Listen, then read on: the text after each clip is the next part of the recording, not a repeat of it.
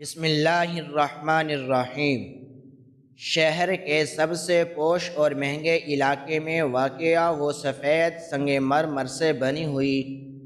عظیم الشان حویلی کسی بادشاہ کے محل سے کم نہیں لگتی تھی،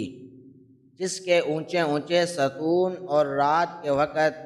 جگمگاتے ہوئے قیمتی غیر ملکی فانوس دیکھنے والوں کی آنکھیں خیرہ کر دیتے تھے۔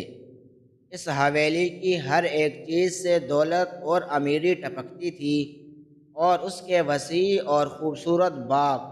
جن میں دنیا بھر کے نایاب اور مہنگے ترین پھول کھلے رہتے تھے، اس بات کی گواہی دیتے تھے کہ اس گھر کے رہنے والوں کتنے امیر اور بااثر ہیں۔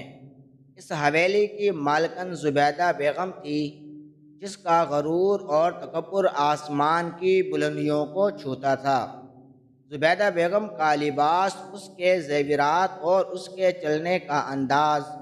سب کچھ اس کے بے تحاشا دولت کا منہ بولتا ثبوت تھا۔ زبیدہ بیگم کا شوہر سیٹھ جمال کچھ عرصہ پہلے ایک طویل اور تکلیف دہ بیماری کے بعد اس دنیا سے رخصت ہو چکا تھا، اور اپنے پیچھے کروڑوں کی بے تحاشا جائیداد اور بے حساب بینک بیلنس چھوڑ گیا تھا۔ سیٹھ جمال ایک محنتی اور کسی حد تک نرم دل انسان تھا، جس نے اپنی ساری زندگی خون پسینہ ایک کر کے یہ دولت کمائی تھی، لیکن اس کے برعکس اس کی بیوی زبیدہ بیگم شروع سے ہی ایک لالچی، متکبر اور غریبوں سے نفرت کرنے والی عورت تھی۔ سیٹھ جمال کے جیتے جی تو زبیدہ بیگم کا ظلم کچھ حد تک دبا رہتا تھا، لیکن اس کے مرنے کے بعد تو جیسے زبیدہ بیگم کو پوری دنیا کی بادشاہت مل گئی تھی۔ زبیدہ بیگم خود کو اس ساری بے تحاشا دولت کی اکلوتی اور بلا شرکت غیر مالکن سمجھتی تھی۔ اسے لگتا تھا کہ دنیا کی ہر چیز پیسے سے خریدی جا سکتی ہے، اور غریب انسان کی کوئی عزت، کوئی مقام یا کوئی جذبات نہیں ہوتے۔ وہ اپنے گھر کے درجنوں نوکروں اور ماسیوں کے ساتھ جانوروں سے بھی بدتر سلوک کرتی تھی، اور ذرا ذرا سی بات پر ان کی بےعزتی کرنا اور ان کی غریبی کا مذاق اڑانا اس کا پسندیدہ مشغلہ تھا۔ اس شاندار اور پرتعیش حویلی میں زبیدہ بیگم کے ساتھ اس کا اکلوتا بیٹا فہد اور اس کی غریب بہو عائشہ رہتے تھے۔ فہد اگرچہ ایک پڑھا لکھا اور خوبصورت نوجوان تھا، لیکن وہ اپنی ماں کے سامنے بالکل بے بس اور کمزور تھا۔ وہ اپنی ماں کی ہر جائز اور ناجائز بات مانتا تھا، اور اس میں اتنی ہمت نہیں تھی کہ وہ اپنی ماں کی کسی بھی بات سے انکار کر سکے یا اس کے کسی ظلم کے خلاف آواز اٹھا سکے۔ دوسری طرف عائشہ ایک انتہائی معصوم، نیک سیرت، صابر اور شکر گزار لڑکی تھی، جس کا تعلق ایک بہت ہی غریب مگر سفید پوش اور انتہائی ایماندار گھرانے سے تھا۔ عائشہ کا باپ رحمت ایک غریب انسان تھا، جو ساری زندگی محنت مزدوری کر کے اپنی بیوی بچوں کا پیٹ پالتا رہا تھا، لیکن اس نے کبھی حرام کا ایک لقمہ بھی اپنے گھر میں نہیں آنے دیا تھا۔ رحمت سیٹھ جمال کا کوئی بہت پرانا جاننے والا، اور ان دونوں کے درمیان جوانی کے دور کی کوئی پرانی پہچان تھی۔ سیٹھ جمال اور رحمت کی شناسائی دراصل اس وقت کی تھی جب جمال ایک معمولی سا تاجر تھا اور زندگی کی کٹھن راہوں پر سخت جدوجہد کر رہا تھا۔ اس کڑے اور مشکل دور میں رحمت نے ایک مخلص دوست کی طرح نہ صرف اس کا بھرپور ساتھ دیا تھا، بلکہ اپنی تھوڑی سی جمع پونجی بھی جمال کے حوالے کر دی تھی۔ جمال نے اپنے عروج کی بنیاد اسی حلال رقم سے رکھی تھی، اور وہ جانتا تھا کہ رحمت کے پاس مال و زر تو نہیں، لیکن اس کے پاس جو خودداری، وفا اور سچائی کی انمول دولت ہے، وہ اس مادی دنیا کے کسی بازار سے نہیں خریدی جا سکتی۔ جمال کو کامل یقین تھا کہ جس شخص کی پوری زندگی کڑے اصولوں اور رزق حلال کی پاسداری میں گزری ہو، اس کی بیٹی اس حویلی میں ایک سچا اور بیلوس رشتہ نبھائے گی۔ اور شاید یہی وجہ تھی کہ سیٹھ جمال نے خود اپنی زندگی میں عائشہ جیسی نیک اور فرشتہ صفت لڑکی کو اپنے گھر کی بہو بنانے کا فیصلہ کیا تھا۔ جب سیٹھ جمال نے یہ فیصلہ زبیدہ بیگم کو سنایا تھا تو گھر میں ایک بہت بڑا طوفان آ گیا تھا۔ زبیدہ بیگم کسی بھی صورت میں ایک غریب اور دو ٹکے کی لڑکی کو اپنے اتنے بڑے خاندانی اور امیر گھرانے کی بہو بنانے پر تیار نہیں تھی۔ وہ ہمیشہ یہی خواب دیکھتی تھی کہ اس کے اکلوتے بیٹے کی شادی شہر کے کسی بہت بڑے اور کروڑ پتی خاندان میں ہو، تاکہ اس کا رتبہ، اس کی دولت اور اس کا اثر و رسوخ مزید بڑھے، اور وہ اپنے دوستوں اور رشتہ داروں میں فخر سے سر اٹھا کر چل سکے۔ لیکن اپنے شوہر کی سخت ضد اور اس کے اٹل فیصلے کے آگے زبیدہ بیگم کی ایک نہ چلی اور اسے مجبوراً اس غریب لڑکی کو اپنے گھر کی بہو بنا کر لانا پڑا۔ سیٹھ جمال کے مرنے کے بعد تو جیسے زبیدہ بیگم کو عائشہ سے اپنا پرانا بدلہ لینے کی کھلی چھٹی مل گئی تھی، اور اس نے اس شاندار حویلی کو عائشہ کے لیے ایک چلتا پھرتا اور نہ ختم ہونے والا جہنم بنا دیا تھا۔ وہ سارا دن عائشہ سے گھر کے تمام چھوٹے بڑے اور مشکل کام کرواتی، اسے گھر کے درجنوں نوکروں اور ماسیوں کے سامنے بات بات پر ذلیل کرتی اور اسے طعنے دیتی کہ تم 2 ٹکے کے کپڑے پہن کر اس محل میں آ گئی ہو، تمہاری اوقات اس گھر کی صفائی کرنے والی ماسیوں سے بھی کم ہے۔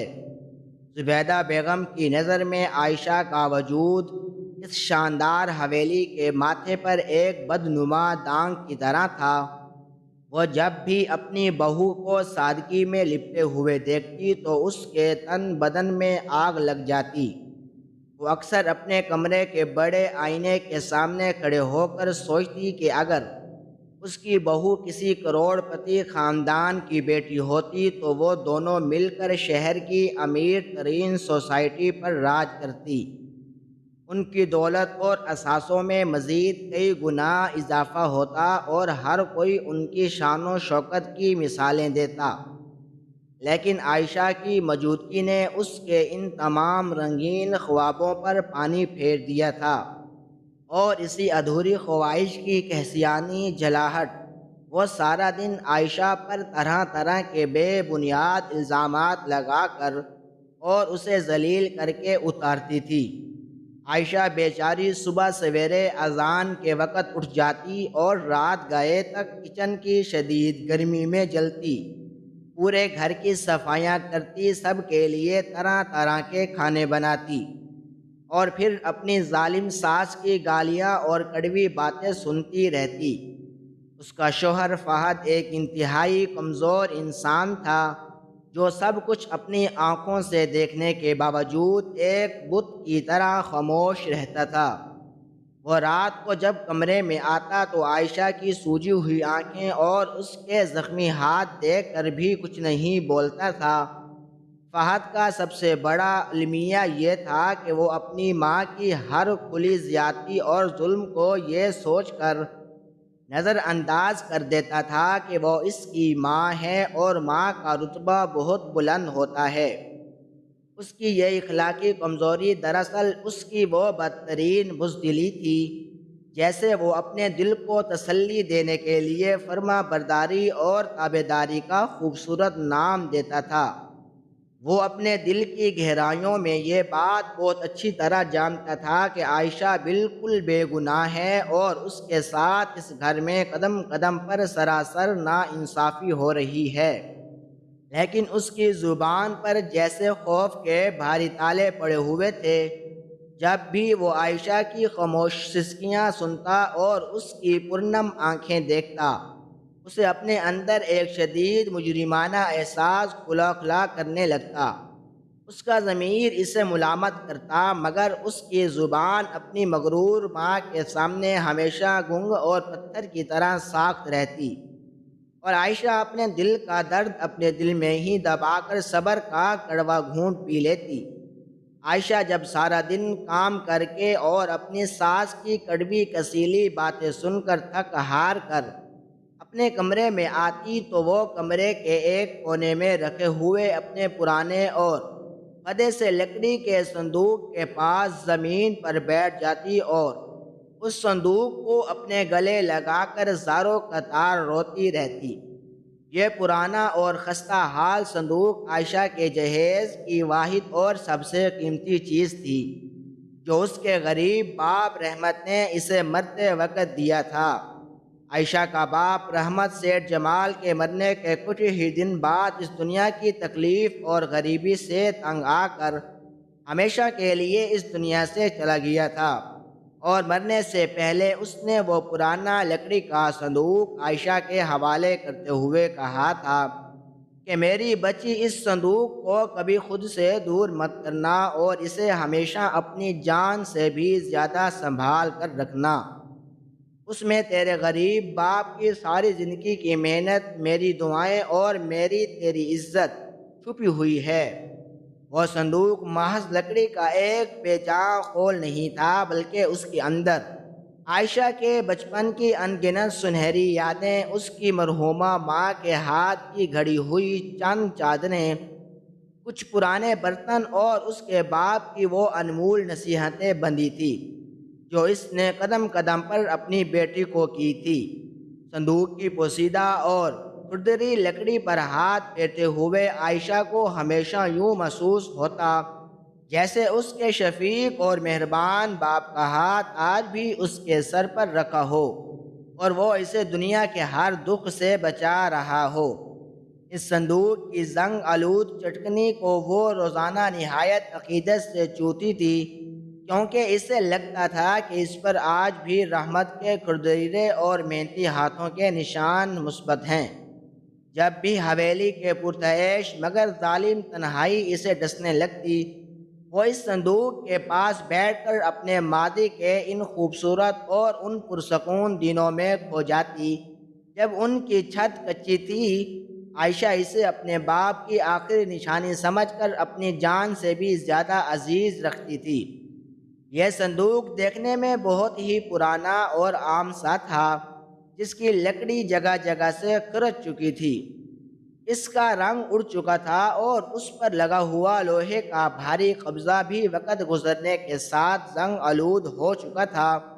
حویلی کے اس شاندار اور قیمتی غیر ملکی فرنیچر سے سجے ہوئے خوبصورت کمرے میں وہ پرانا کھردرے رنگ والا صندوق واقعہ ہی بہت عجیب اور بے جوڑ لگتا تھا، اور یہی صندوق زبیدہ بیگم کی آنکھوں میں ایک کانٹے کی طرح دن رات چبھتا تھا۔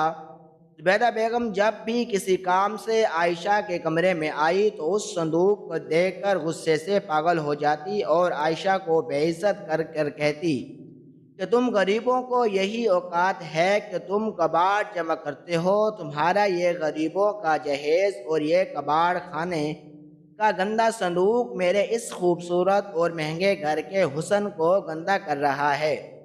اس منحوس صندوق میں سے غریبی کی بو آتی ہے جو مجھ سے برداشت نہیں ہوتی۔ میں کسی دن اس منحوس ڈبے کو اٹھا کر کچرے کے ڈھیر میں پھینک دوں گی تاکہ میری آنکھوں کی ہوا صاف ہو۔ عائشہ ہاتھ جوڑ کر اور روتے ہوئے اپنی ساس کی منتیں کرتی کہ خدارا ایسا مت کہیں، یہ میرے مرے ہوئے باپ کی آخری نشانی ہے، اور اس کے علاوہ میرے پاس میرے والدین کی کوئی چیز نہیں ہے۔ میں اسے کسی کونے میں کپڑے سے چھپا کر رکھ دوں گی تاکہ یہ آپ کی نظروں کے سامنے نہ آئے۔ لیکن زبیدہ بیگم کے پتھر جیسے دل میں کوئی رحم نہیں تھا اور وہ اسے مسلسل گالیاں دیتی رہتی تھی۔ دن اسی طرح ظلم اور سسکیوں کے سائے میں گزر رہے تھے کہ ایک دن زبیدہ بیگم نے شہر کی انتہائی امیر اور بااثر عورتوں کی اپنی حویلی میں ایک بہت بڑی اور شاندار دعوت کا اہتمام کیا۔ اس دعوت کا مقصد صرف اور صرف اپنی دولت، اپنی حویلی اور اپنے نئے زیورات کی نمائش کرنا تھا۔ پورے گھر کو بہت قیمتی پھولوں اور مہنگے پردوں سے سجایا گیا، طرح طرح کے لذیذ اور مہنگے کھانے تیار کروائے گئے، اور زبیدہ بیگم خود بھاری زیورات اور انتہائی مہنگا ریشمی لباس پہن کر کسی ملکہ کی طرح ڈرائنگ روم کے سب سے بڑے صوفے پر بیٹھ گئی۔ دعوت والے دن حویلی کا نقشہ ہی مکمل طور پر بدل گیا تھا۔ بڑے بڑے اور قیمتی گلدانوں میں تازہ اور خوشبودار سرخ گلاب سجائے گئے تھے، جن کی بھینی بھینی مہک پورے گھر میں پھیلی ہوئی تھی۔ شیشے اور چاندی کے برتنوں میں درجنوں اقسام کے دیسی اور ولایتی کھانے، قورمے، بریانیاں اور طرح طرح کے میٹھے نزاکت سے چنے گئے تھے۔ ملازمائیں اور بیرائے نئے اور صاف ستھری یونیفارم پہنے ہاتھ باندھے ہر مہمان کی خدمت کے لیے مستعد کھڑے تھے۔ ڈرائنگ روم میں بچھے ہوئے انتہائی نرم اور قیمتی ایرانی قالین پر چلتے ہوئے مہمان، عورتوں کے مہنگے ریشمی لباس کی سرسراہٹ اور ان کے بھاری طلائی زیورات کی جھنکار ایک عجیب سا طلسم پیدا کر رہی تھی۔ وہ سب اپنے اپنے دائروں میں بیٹھی اپنی دولت، اپنی حالیہ بیرون ملک کے دوروں اور اپنے شوہروں کے کاروبار کی بڑی بڑی کامیابیاں گنوانے میں مصروف تھی۔ کسی کو اس بات کی رتی برابر بھی پرواہ نہیں تھی کہ اس شاندار ضیافت اور چمکتی دمکتی محفل کے پیچھے کس کے خون پسینے کی محنت اور کس کے آنسو شامل ہیں۔ عائشہ کو زبیدہ بیگم نے سختی سے حکم دیا تھا کہ وہ آج کسی بھی صورت میں مہمانوں کے سامنے بالکل نہیں آئے گی اور صرف کچن میں رہ کر نوکری کی طرح سارا کام سنبھالے گی، کیونکہ زبیدہ بیگم کو شرم آتی تھی کہ وہ اپنی امیر دوستوں کو بتائے کہ اس کی بہو ایک غریب خاندان سے تعلق رکھتی ہے۔ دوپہر کے وقت جب حویلی امیر مہمان عورتوں سے بھر گئی اور ہر طرف ان کے قیمتی پرفیومز کی خوشبو اور ان کے مغرور کہکوں اور باتوں کی آوازیں گونجنے لگی، تو عائشہ ایک پرانا اور دھلا ہوا سوتی لباس پہنے کچن کی شدید گرمی میں پسینے سے نڈھال ہو کر سب کے لیے چائے، کافی اور لوازمات ٹرائے میں سجا رہی تھی۔ اس کے ہاتھ جل رہے تھے اور اس کی ٹانگیں درد کر رہی تھی، لیکن اسے رکنے کی اجازت نہیں تھی۔ دوسری طرف زبیدہ بیگم بڑی فخر سے اور مسکرا کر اپنی دوستوں کو اپنی حویلی کا ایک کمرہ، اس قیمتی سجاوٹ اور اپنے شوہر کی چھوڑی ہوئی دولت کی کہانیاں سنا رہی تھی۔ وہ انہیں بتا رہی تھی کہ کس طرح اس نے یہ گھر سجایا اور اس کا فرنیچر کس ملک سے منگوایا گیا ہے۔ اسی دوران باتوں باتوں میں وہ سب امیر عورتیں حویلی کا جائزہ لیتے ہوئے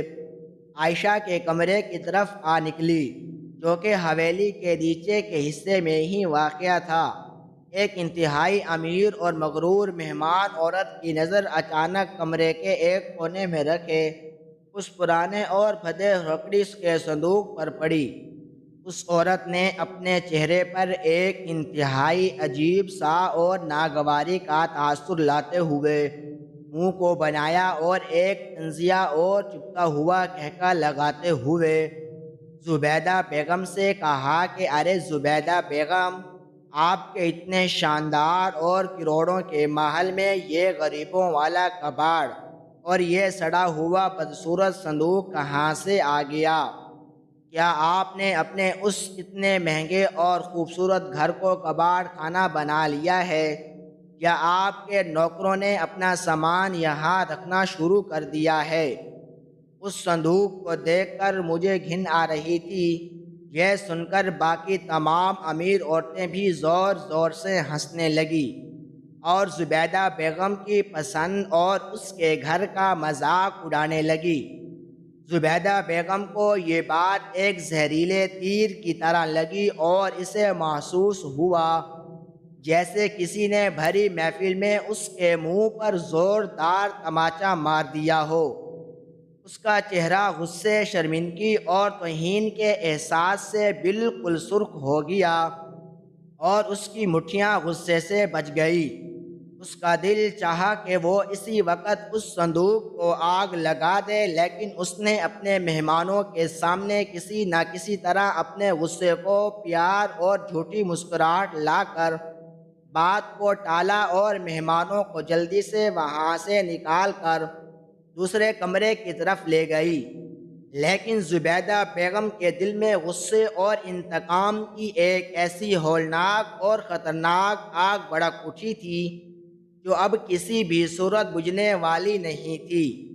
اور وہ بس مہمانوں کے جانے کا انتظار کر رہی تھی۔ اور شام کے وقت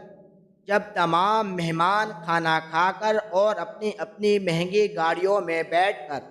اپنے اپنے گھروں کو واپس چلے گئے اور اس عظیم الشان حویلی میں دوبارہ سے خاموشی چھا گئی، تو زبیدہ بیگم ایک انتہائی خوفناک اور پھپھرے ہوئے طوفان کی طرح سیدھی عائشہ کے کمرے کی طرف گئی۔ عائشہ اس وقت کچن کے تمام برتن دھو کر اور سارا کام سمیٹ کر اپنے کمرے میں آئی اور جائے نماز پر بیٹھی مغرب کی نماز ادا کر رہی تھی۔ زبیدہ بیگم نے بغیر دروازہ کھٹکھٹائے پوری طاقت سے دروازے کو لات ماری اور چیختے اور گالیاں دیتے ہوئے سیدھی اس صندوق کی طرف بڑھی۔ عائشہ اس اچانک حملے سے بڑی طرح گھبرا گئی اور اس کی نماز ٹوٹ گئی۔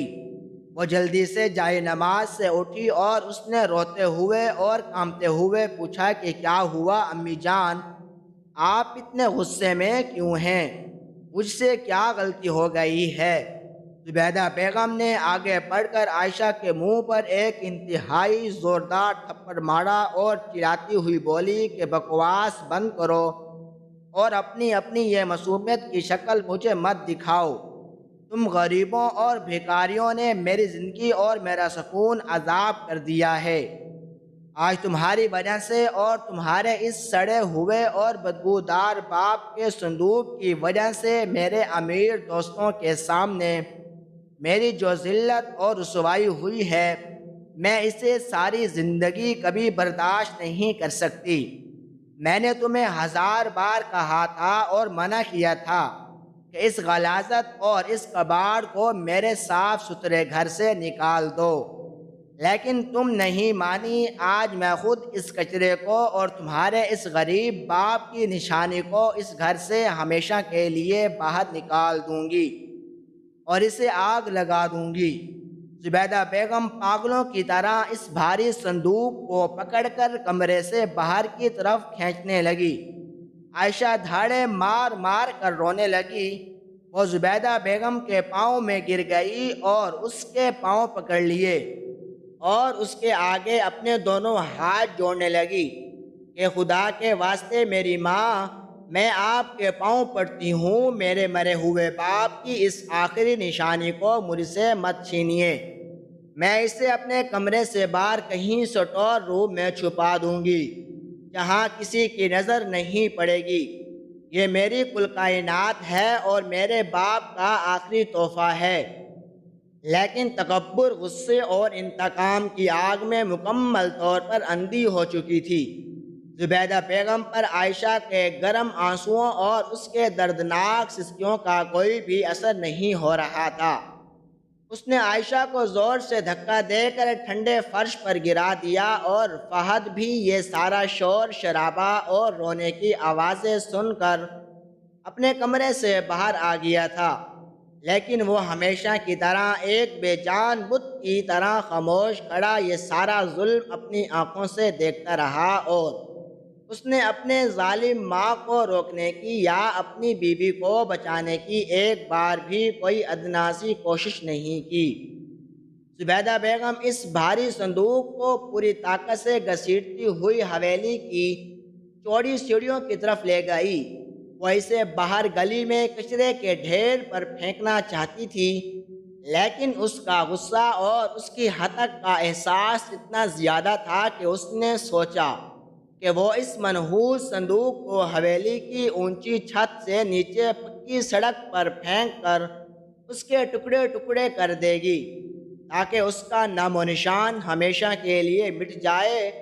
وہ ہانپتی اور کانپتی ہوئی اپنی پوری طاقت لگا کر اس صندوق کو سیڑھیوں پر سے اوپر کی طرف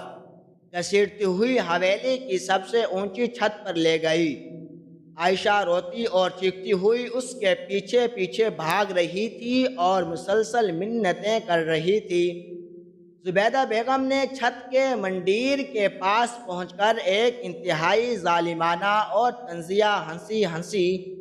اور روتی ہوئی عائشہ کی طرف حقارت سے دیکھ کر بولی کہ دیکھو اپنے اس غریب باپ کے جہیز کا انجام، جو میرے گھر کو گندہ کر رہا تھا اور میری توہین کا باعث بن رہا تھا۔ آج کے بعد تم اس کباڑ کو کبھی نہیں دیکھ پاؤ گی۔ اور پھر اس نے اپنی پوری شیطانی طاقت اور غصہ لگا کر اس نے بھاری لکڑی کے صندوق کو چھت کی اونچی مندیر سے نیچے پکی اور سخت گلی کی طرف دھکا دے دیا۔ صندوق تیزی سے ہوا کو چیرتا ہوا نیچے کی طرف گرا اور ایک انتہائی زوردار اور دل دہلا دینے والی خوفناک آواز کے ساتھ گلی کے سخت اور پکے فرش پر جا ٹکرایا۔ صندوق کے اتنی بلندی سے گرنے کی شدت اتنی زیادہ تھی کہ اس کی پرانی اور خستہ حال لکڑیاں ایک بھی جھٹکے میں ٹوٹ کر بکھر گئی اور اس کے پرزے ہوا میں اڑ گئے۔ گلی کی اس خاموشی میں وہ آواز کسی دھماکے سے کم نہیں تھی جس نے حویلی کے دیواروں کو بھی دہلا دیا تھا۔ وہ صندوق جو سالوں سے ایک خاموش راز اپنے سینے میں دفن کیے ہوئے تھا، آج اپنے انجام کو پہنچ کر ایک نئی شروعات کا اعلان کر رہا تھا۔ عائشہ نے چھت کے مندیر سے نیچے جھانک کر اپنا لٹتا ہوا اور تباہ ہوتا ہوا اثاثہ دیکھا اور ایک دلخراش چیخ مار کر روتے ہوئے دیوانہ وار سیڑھیوں کی طرف بھاگی تاکہ نیچے جا کر اپنے مرے ہوئے باپ کی نشانی کی ان ٹوٹے ہوئے اور بکھرے ہوئے ٹکڑوں کو اپنے ہاتھوں سے سمیٹ سکے۔ لیکن قدرت کا ایک اپنا ہی خاموش اور ناقابل تسخیر نظام ہوتا ہے، جیسے کوئی ظالم اور متکبر انسان نہیں سمجھ سکتا۔ صندوق کے اس قدر زور سے زمین پر ٹکرانے کی وجہ سے نہ صرف اس کا اوپری حصہ ٹوٹا بلکہ اس صندوق کے پندے میں بنی ہوئی ایک انتہائی خفیہ اور باریک تہہ جو لکڑی کے اندر بڑی مہارت اور احتیاط سے چھپائی گئی تھی اور جسے معصوم عائشہ خود بھی نہیں جانتی تھی، وہ بھی اس زوردار جھٹکے سے ٹوٹ کر مکمل طور پر کھل گئی تھی۔ اس خفیہ دراز کے کھلتے ہی اس کے اندر چھپائے گئے کچھ پرانے اور انتہائی اہم سرکاری سٹامپ پیپرز کے کچھ قانونی کاغذات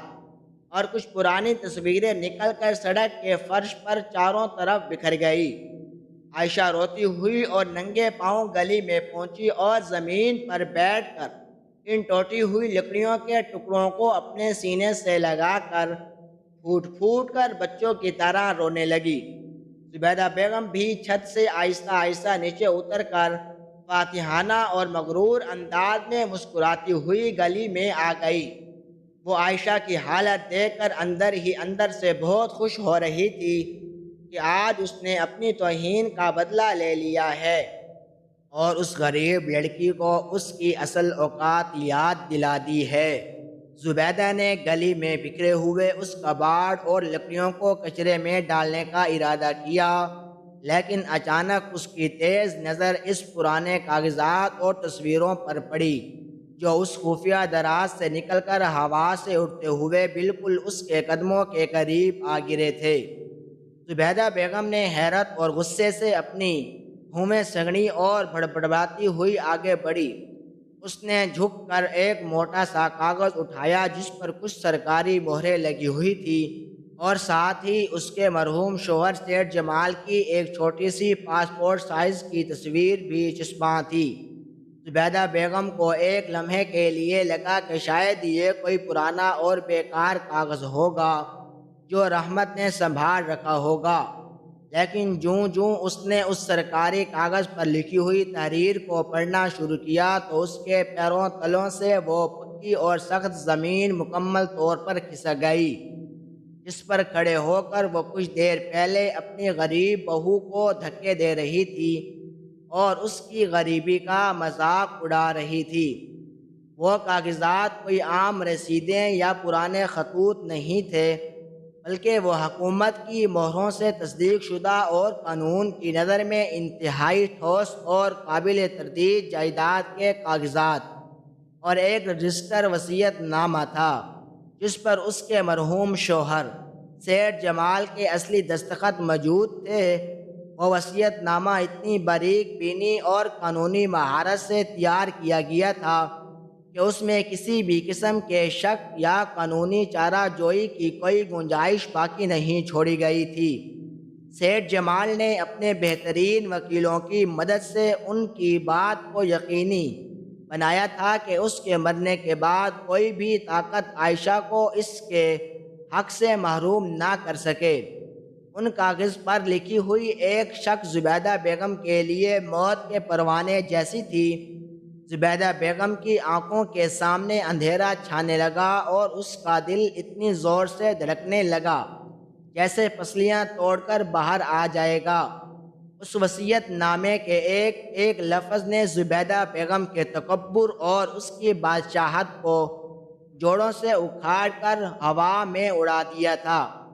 اس وصیت نامے میں سیٹھ جمال نے اپنے پورے ہوش و حواس میں اور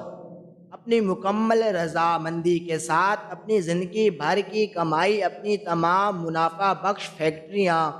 شہر کے مختلف علاقوں میں موجود قیمتی زمینیں، اپنی تمام بینک اکاؤنٹس اور وہ عظیم الشان کروڑوں روپے کی مالیت کی حویلی جس پر زبیدہ بیگم فرعون بن کر بیٹھی تھی، وہ سب کچھ عائشہ کے غریب باپ رحمت کے نام مکمل طور پر منتقل کر دیا تھا، اور نیچے یہ بھی واضح طور پر لکھا تھا کہ رحمت کے بعد اس ساری بے تحاشا دولت اور اس حویلی کی واحد اور قانونی مالکن اور زبیدہ بیگم یا اس کے بیٹے فہد کا اس جائیداد میں 1 روپے کا بھی کوئی حصہ یا قانونی حق نہیں ہوگا۔ زبیدہ بیگم کو لگا جیسے کسی نے اس کے سر پر ایک بھاری اور گرم لوہے کا ہتھوڑا مار دیا ہو۔ اس کی سانسیں اس کے سینے میں اٹکنے لگی اور وہ بار بار ان کاغذات کو دیکھ رہی تھی۔ اسے سمجھ نہیں آ رہا تھا کہ سیٹھ جمال نے اتنا بڑا اور ہولناک قدم کیوں اٹھایا،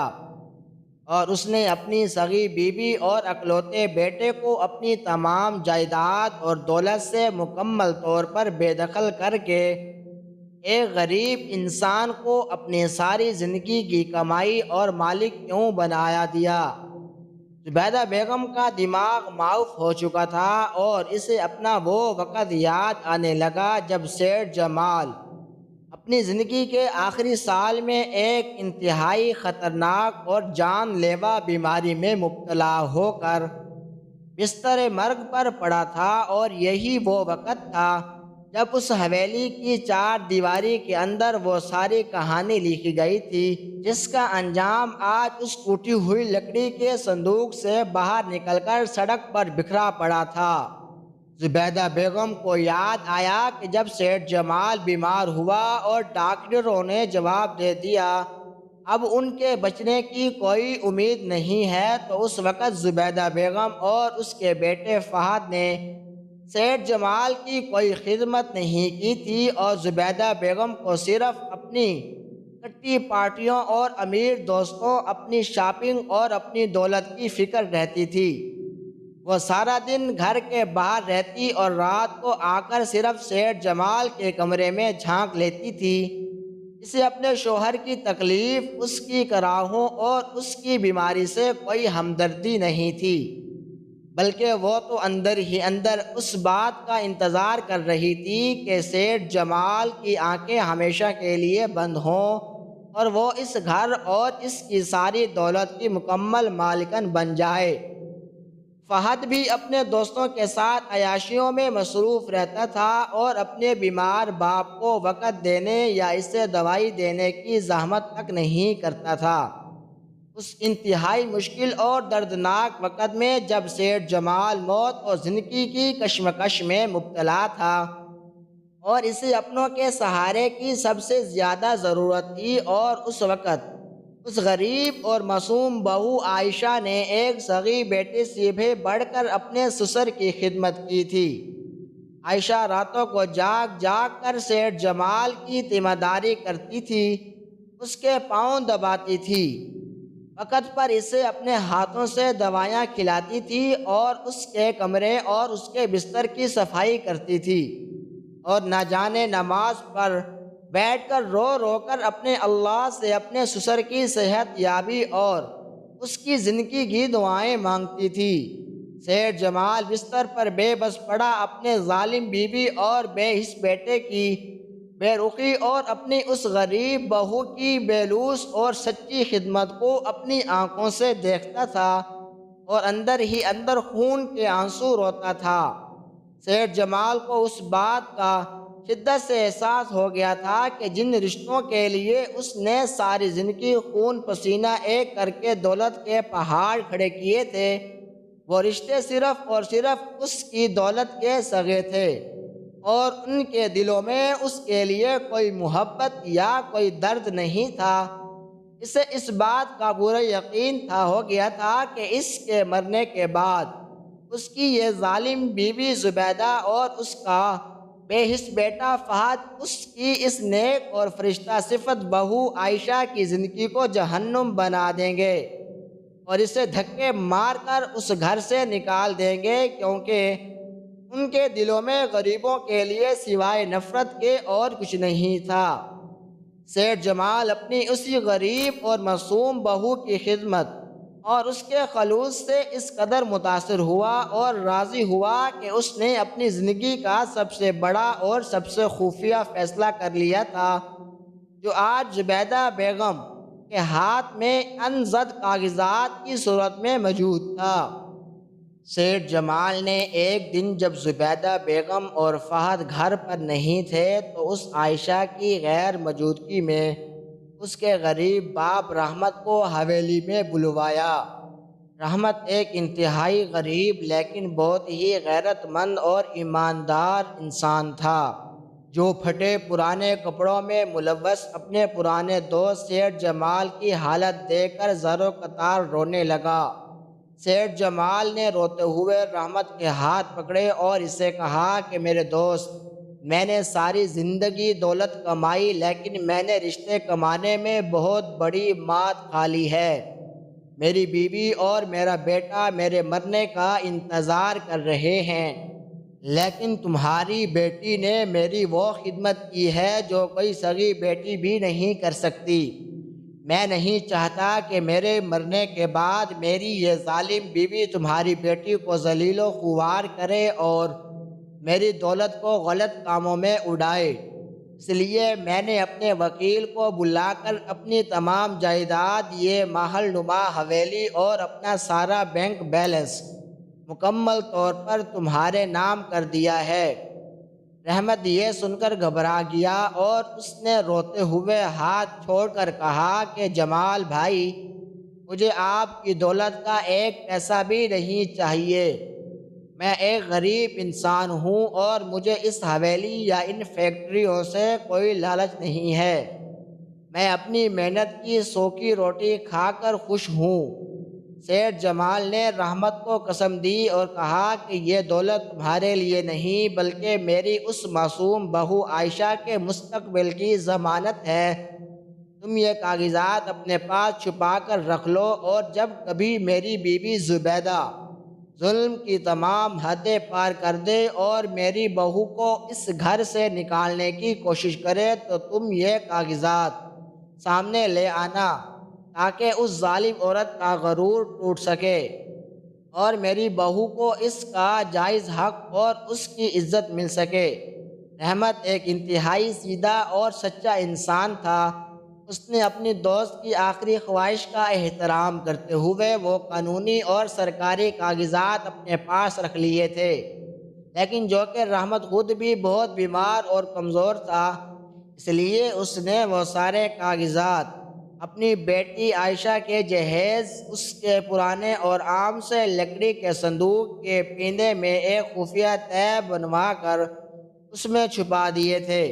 اور اس صندوق کو ہمیشہ کے لیے بند کر دیا تھا۔ رحمت خبردار تھا کہ اس نے مرتے دم تک اس جائیداد پر اپنا کوئی قانونی دعویٰ نہیں کیا اور اپنی بیٹی کو بھی اس راز کے بارے میں کچھ نہیں بتایا۔ کیونکہ وہ چاہتا تھا کہ عائشہ اپنے شوہر کے گھر میں ایک عام بہو کی طرح اپنی زندگی گزارے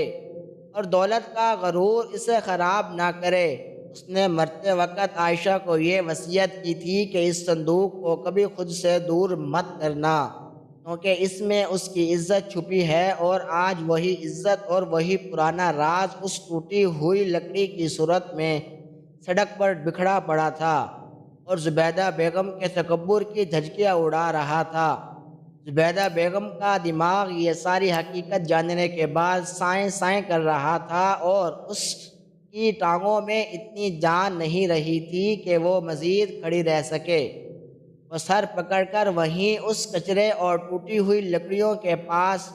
گلی کی سخت زمین پر دڑھام سے گر پڑی، اور اس کے منہ سے ایک انتہائی دلخراش اور وحشت ناک چیخ نکلی۔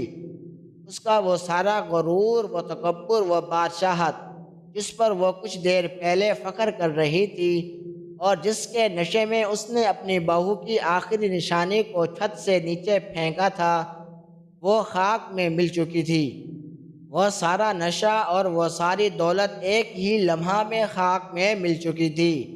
عائشہ جو ابھی تک رو رہی تھی، وہ اپنی ساس کی یہ حالت دیکھ کر حیران رہ گئی۔ فہد بھی گلی میں شور سن کر بھاگتا ہوا نیچے آیا اور اس نے اپنی ماں کو زمین پر بیٹھے ہوئے، روتے ہوئے اور بال نوچتے ہوئے دیکھا۔ فہد نے جلدی سے آگے بڑھ کر اپنی ماں کے ہاتھ سے وہ سرکاری کاغذات لیے، اور جب اس نے ان کاغذات کو پکڑا تو اس کی بھی ہوش اڑ گئے اور اس کی آنکھیں پھٹی کی پھٹی رہ گئی۔ وہ کاغذات اس کے منہ پر ایک زوردار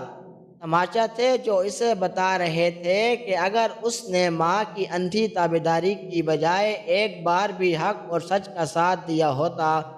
تو شاید آج اسے یہ دن نہ دیکھنا پڑتا۔ اسے محسوس ہوا کہ اس نے اپنی بزدلی اور خاموشی کی وجہ سے نہ صرف اپنی نیک بیوی کو رلایا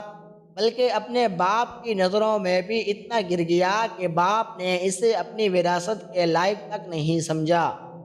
اس کی ساری مردانگی اور خاندانی رعب اس چند کاغذ کے سامنے ریت کی دیوار کی طرح ڈھیر ہو چکا تھا۔ فہد کو بھی احساس ہو گیا کہ اس کی بے بسی اور اس کی ماں کے تکبر نے آج ان سب سے کچھ چھین لیا ہے، اور وہ جس کروڑوں کی حویلی کو اپنی جاگیر سمجھتے تھے، آج وہ اس گھر میں مکمل طور پر بے گھر اور ایک محتاج بھیکاری بن چکے تھے۔ عائشہ نے جب روتے ہوئے اپنے شوہر کے ہاتھ سے وہ کاغذات لے کر پڑھے تو اس کا دل بھی شدت جذبات سے بھر گیا۔ اسے اپنے مرے ہوئے باپ اور اپنے سسر کی اس عظیم اور پوشیدہ محبت کا احساس ہوا جو انہوں نے اس کے لیے کی تھی۔ اسے سمجھ آ گیا کہ اس کے سسر نے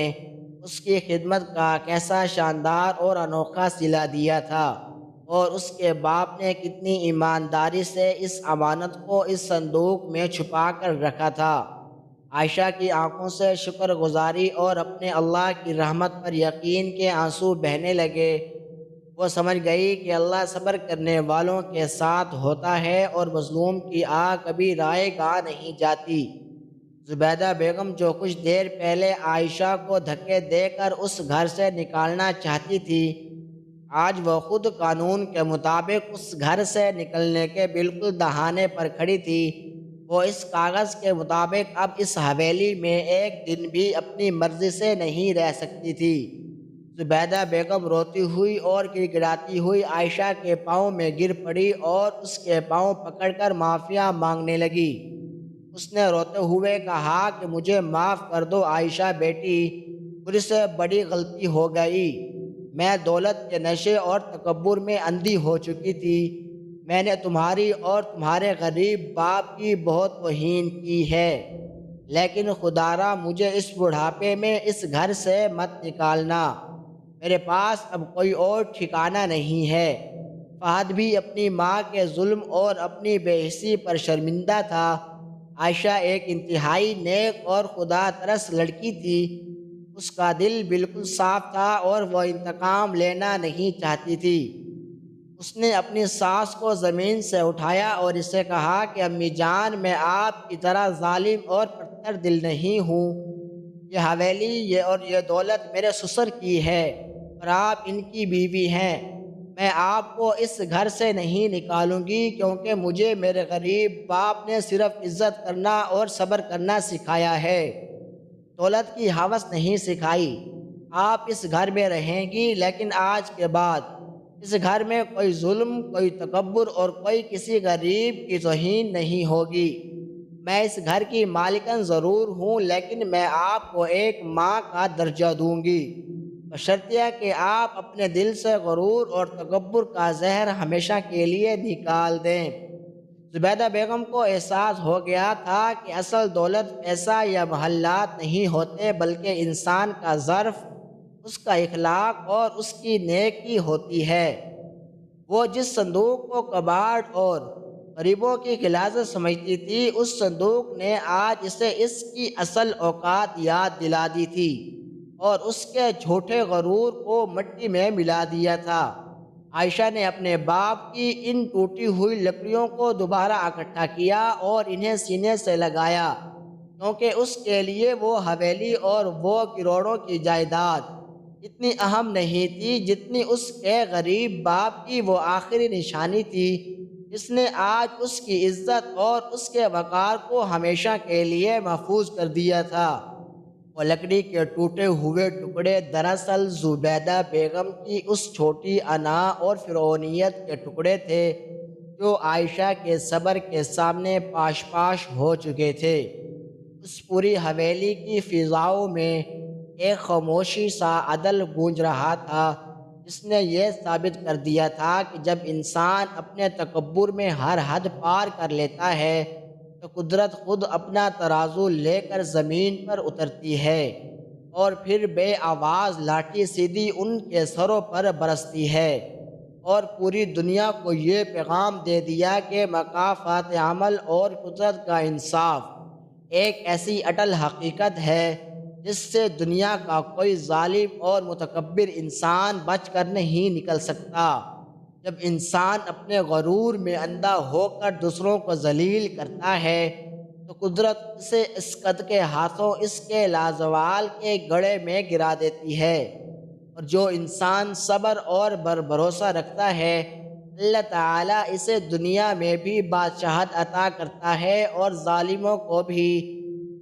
ظالموں کو اس کے قدموں میں لا کر گرا دیتا ہے۔ زبیدہ بیگم اب کافی حد تک بدل گئی تھی، کیونکہ اسے ہر وقت اس بات کا خوف لاحق رہتا تھا کہ اگر